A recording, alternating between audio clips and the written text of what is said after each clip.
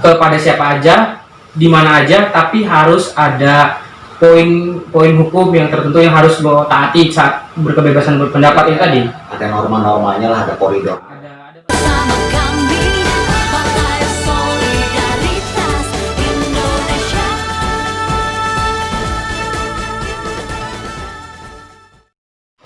Selamat sore, ketemu lagi di Bincang-Bincang Santai bersama Partai Solidaritas Indonesia Kabupaten Kota Waringin Timur.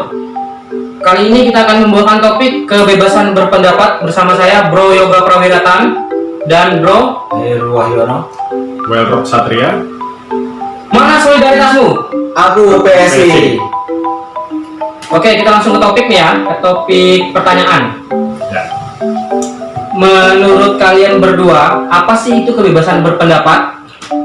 Kalau menurut saya kebebasan pendapat itu adalah mengekspresikan mengekspresikan atau menyikapi suatu permasalahan. Itu sifatnya individu, ya kan. Di dalam demokrasi ini sih sah-sah aja gitu kan. Tapi yang pasti kebebasan berpendapat itu harus ada koridor-koridornya atau norma-normanya yang sesuai dengan tatanan dalam bernegara. Itu Pak menurut saya. Ya, kalau menurut saya kurang lebih sama bisa berpendapat, tapi dalam arti kita ada payung hukumnya, jadi nggak sembarang berpendapat tanpa berdasarkan payung hukum. Seperti orang pendapat di media sosial, saya menambahkan aja, kebanyakan orang kan berpendapat itu menyampaikan yang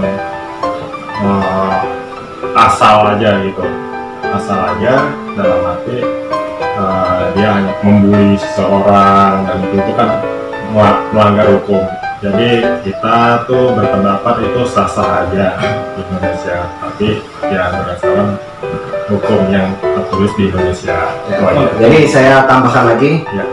Kebebasan berpendapat itu dalam berbangsa, bernegara, dan bangsa itu dilindungi oleh, kita dijamin dilindungi oleh Undang-Undang Dasar tahun 1945 itu pasal 28 gitu, bahwa kebebasan berserikat dan berkumpul mengeluarkan pikiran dengan lisan dan tulisan dan sebagainya ditetapkan dalam undang-undang. Terus ada lagi Undang-Undang Nomor 9 tahun 1998 kebebasan mengungkapkan pendapat di depan umum. Ya.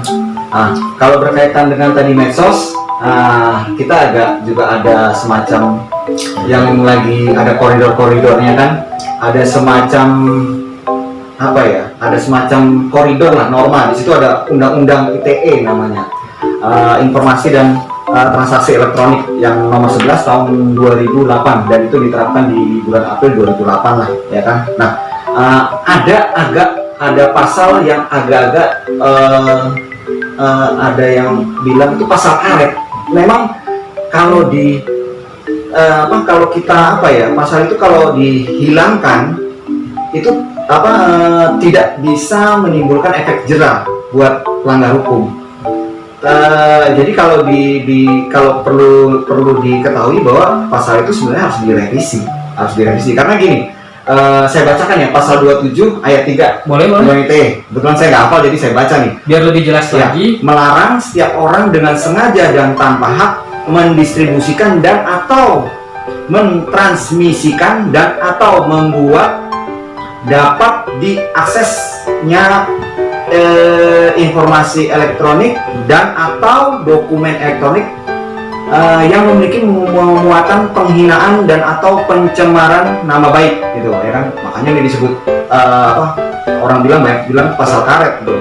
Karena kalau diterapkan oleh pihak-pihak yang nggak paham soal dunia maya, dia pasti akan kena di situ, gitu, ya kan. Terus kadang juga ini digunakan untuk menjerat orang-orang yang kritis gitu, untuk membungkam lah, ya, dipakai untuk penguasa yang punya kepentingan tertentu gitu. Makanya kalau saya bilang balik lagi tadi, tidak mungkin dihapus tapi direvisi gitu, itu aja, seperti itu kurang lebih ya. Oke, anggapannya kalau kebebasan berpendapat itu lo boleh bebas nih berpendapat tentang apa aja, kepada siapa aja, di mana aja, tapi harus ada poin hukum yang tertentu yang harus lo taati saat berkebebasan berpendapat itu tadi. Ada norma-normanya lah, ada koridor. Ada bagian-bagiannya lah gitu kan. Bisa dibilang ada bagian atau Aturan mainnya harus ada. oh Ya, oke. Karena aturan mainnya itu apa ya? Undang-undang tadi kita udah dijamin, tadi kan undang-undang apa? Undang-undang dasar pasal 28 tadi kan. 28. Undang-undang kebebasan nomor 9 tahun 1998. Kemudian ada lagi undang-undang ITE nomor pasal 27 ayat 3 itu tadi. Ya, kan? Ya. Itu tadi seperti itu. Beberapa poin hukum. Ini sambil minum aja boleh kan? Oh boleh. Jadi kita minum sambil Boleh. seruput nendang gitu. Ini kan obrolan santai ya enggak? Jadi ke yang nomor 2 nih. Pertanyaan kedua. Ya. Apa sih menurut kalian berdua tuh? Apa sih itu kekurangan dan kelebihan kebebasan berpendapat dari opini kalian berdua? Atau terserah kalian ada contoh opini-opini dari luar. Tapi menurut gue sih lebih penting tuh opini kalian. Iya. Kalau kelebihannya sih ya kita bisa menyampaikan pendapat secara elegan dan bertanggung jawab. Tetap harus bertanggung jawab ya. Membuat masyarakat lebih berpartisipasi dan berkreatif akhirnya dalam kehidupan berdemokrasi. Oke. Gitu. Kalau kekurangannya gini, kalau terjadi berbagai macam konflik, ya kan, takutnya terjadi berbagai macam konflik yang bisa berakibat pada apa namanya, pada penjarahan maupun kerusakan atau korban jiwa. Contohnya gini, kita bicara demonstrasi.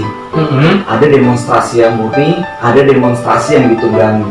Nah, demonstrasi yang ditunggangi ini agak riskan, ya kan? Karena pasti chaos di situ ya. Iya, iya. Ya kan? Nah, chaos itu akan menimbulkan kerusakan, bisa juga korban jiwa, penjarahan dan sebagainya. Banyak hal negatif lah, ya kan? Ini kan sudah sering banyak terjadi di Indonesia nih. Ya kan? Salah satu contohnya sih yang paling besar terjadi di Indonesia waktu 98. Ya salah satu 98, terus akhirnya karena itu apa, alam demokrasinya sudah mulai agak sedikit kerannya dibuka ketika Orde Baru tumbang dan peruntungannya sampai sekarang kan berekspresi sampai sekarang Ya. gitu, diberi kebebasan seperti itu, tapi tetap sesuai dengan koridor hukum. Itu aja. Menurut lo gimana? Ya, kalau kekurangannya sih saya rasa itu kita di dalam payung hukumnya, baik lagi ke tadi ya, itu masyarakat kebanyakan itu berpendapat itu kayak direm, jadi dia itu nggak boleh bicara tentang orang-orang tertentu seperti pejabat dan lain-lain. Padahal di demokrasi kita itu kita dari rakyat, oleh rakyat, untuk rakyat. Jadi rakyat itu bebas di demokrasi itu berpendapat apapun itu, apalagi di dalam media-media massa itu juga kita kayak disetir. Itu kekurangannya, karena ada hukumnya ini, benar kata Bro Heru, perlu revisi. Nah itu. Kalau kelebihannya itu saya rasa dirasakan oleh masyarakat sekarang beda sama zaman dulu. Zaman dulu kita berpendapat itu kayak hati-hati di zaman Orde Lama ya. Kita kayak hati-hati, takut berpendapat, kita takut mengutarakan pengen ini pengen itu gitu. Kalau sekarang sih ya kita apalagi ada semua akses ya, dalam secara lisan dan media sosial kita bebas bicara apa aja, tapi ya itu hati-hati dalam berpendapat. Itu ada payung hukumnya, kayak yang tadi sudah disebutkan, itu kita mengutarakan sesuatu itu harus dipikir matang-matang. Itu aja.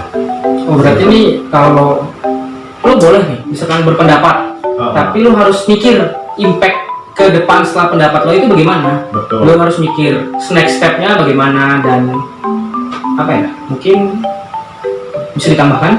Ya, artinya gini, ketika bicara kelebihan, tadi kelebihan ya. Ya, kelebihan dan kekurangan. Nah, kalau kita bicara lagi merujuk undang-undang ITE itu yang salah bukan pasalnya, tapi penerapannya. Oke. Itu ada celah untuk ketika penguasa kekuasaan atau siapapun yang punya kepentingan, ya kan, memanfaatkan pasal itu, ya kan, yang salah bukan pasalnya, tapi penerapannya, makanya itu yang perlu direvisi. Oh, berarti Penerapannya, ya kan, oke, salah satunya penerapannya yang salah. penerapannya. Nah, contohnya gua ambil contoh nih, gadget. Iya, Itu oke. kan Gadget. udah anak-anak SD kelas 6, kelas 5, SMP pun sudah mulai main gadget, ya kan. Ya, sudah Betul nggak? bahkan lebih ahli dari orang dewasa. Nah, kemungkinan, ya kan, dan dia beraktif di media sosial, ya kan. Ketika Benar. dia bersinggungan undang-undang ITE, ya kan, kita bicara penerapannya nih gimana. Oke, gitu kan. benar. Itu yang mesti kita pikirkan. Kurang lebih itu, begitu. Ini pertanyaan terakhir dari gue buat kalian. Bisa nggak, atau gue pengen lu kasih lihat ke orang-orang apa sih itu contoh kebebasan berpendapat? Ya, salah satunya sih demonstrasi lah. Kita menyuarakan pendapat, berekspresi, asal murni ya, jangan ditunggangi. Kan itu aja. Ya kan, kalau udah kita buat mengekspresikan, tiba-tiba ditunggangi, ya akhirnya kan terjadi chaos itu tadi kan, kita bahas lagi tadi chaos. Makanya kan kalau setiap demonstrasi kita harus lapor. Ya kan, di situ apa yang mau didemonstrasikan, jumlah personilnya berapa, diidentifikasi gitu loh.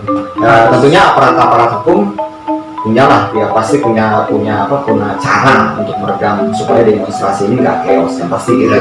Soalnya kalau chaos kan semuanya rugi, aparat juga rugi, para pendemonstran juga rugi, Masyarakat juga rugi. Banyak yang dirugikan sebenarnya kalau mengeluarkan pendapat yang notabene dengan cara demonstrasi kebebasan umum, merugikan, ada hal yang merugikan gitu. Oke, itu contoh kecilnya demonstran. Kalau selain demonstran itu bisa dilakukan dengan apa nih? Kita berpendapat untuk orang lain, untuk entah kita berpendapat, gue nih mau ngasih pendapat ke pemerintah, entah bukan lewat demo ya. Selain demo itu apa sih? Ada lagi beberapa sih sebenarnya. Ada beberapa, misalnya ya di lingkungan terdekat sini aja, ya kan? Ya. Di lingkungan kita rapat RT, Oke. benar kan? Ya. Rapat RT, ya kan? Benar. Nah, itu kan banyak pendapat harus kita hargai itu. Ya. Dan jangan dipotong. Artinya kita bicara, nggak setuju, jangan begitu, nggak boleh. Oh, jangan diinterupsi langsung. Jadi instruksi langsung, jangan Oke. dipotong. Kita hargai dulu, kita tampung, kita hargai. Dan intinya ketika pendapat kita tidak dipakai, kita harus legowo. Benar. Harus legowo. Anggapannya kalau kayak lu yang lagi ngomong nih gua cut langsung, berarti sama aja dengan menginterupsi secara langsung, ya kan? Anggapannya. Ya, menginterupsi, ya itu sebenarnya tidak boleh. Iya. Diselesaikan dulu sampai di mana dia berbicara, menguraikan, mengekspresikan pendapatnya. Setelah itu ditampung. Ketika pendapat kita akhirnya tidak dipakai, ya kita harus legowo. Mungkin Betul. ada, karena tujuan dari akhirnya kebebasan berpendapat, kita berpendapat, kemudian ada banyak pendapat, ya kan? Itu kan tujuannya satu, mufakat Mufakat untuk musyawarah untuk capai mufakat. Oke, benar. Oke, betul. Oke, saya rasa cukup deh. Apa atau ada yang ditambahkan lagi? Bro, ya? Ada yang mau ditambahkan, bro, ya? Kurang lebih sama. Kalau saya berpendapat banyak, takutnya saya salah juga. Yang nggak mungkin lah. Jadi kemakan omongan sendiri nih. Itu. Jadi ya saya rasa cukup. Apalagi pesan saya untuk para orang tua, untuk anak-anaknya agar dipantau lah. Kebanyakan kan jangan salah menggunakan pendapat, apalagi dalam bermedsos itu anak-anak, apalagi pada masa remaja, itu aja. Oke, Soal pantau itu aja. berarti nih orang tua nih disuruh menjaga, bukan menjaga ya, mengawasi anak-anaknya itu supaya Ya. berpendapat tuh lebih baik. Biasanya sih kalau anak-anak muda yang ya mungkin di seumuran sama gue sendiri, yang notabene lebih dikit lah dari 20 dan bahkan 25 ke atas, mereka tuh masih suka apa ya? Ekstrim dalam berpendapat itu biasanya sih di kolom-kolom komentar-komentar kayak petinggi-petinggi negara ataupun public figure. Ya. Oke. Cukup, Bro El, ada yang mau ditambahin? Sudah cukup. Tidak ada lagi, saya rasa. Bro El? Sudah cukup. Oke. Terima kasih telah menyaksikan bincang-bincang santai hari ini bersama Partai Solidaritas Indonesia Kabupaten Kota Waringin Timur. Sekian, terima kasih. Wabillahi taufiq wal hidayah. Wassalamualaikum warahmatullahi wabarakatuh.